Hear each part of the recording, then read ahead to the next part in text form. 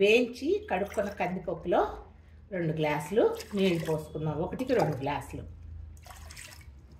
అలాగే చుక్కకూర వేసేద్దాం. సన్నగా తరిగి పెట్టుకున్న చుక్కకూర, 3 టమాటాలు, 2 ఉల్లిపాయలు పెద్ద ముక్కలు, 2 పచ్చిమిరపకాయలు, కొంచెం కరివేపాకు వేసి మూత పెట్టి హై మీద 1, సిమ్ మీద 2 రానిద్దాం విజిల్స్. ఉడికిపోయింది కదా.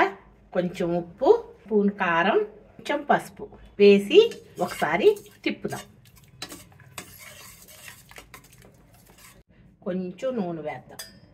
ఎండుమిర్చి 2, జీలకర్ర కొంచెం, ఆవాలు కొంచెం, కొంచెం ఇంగవ, ఉల్లి పొడియం, కరివేపాకు కొంచెం.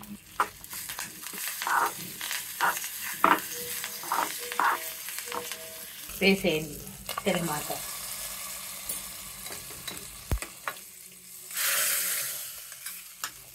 పప్పు చుక్కకూర రెడీ.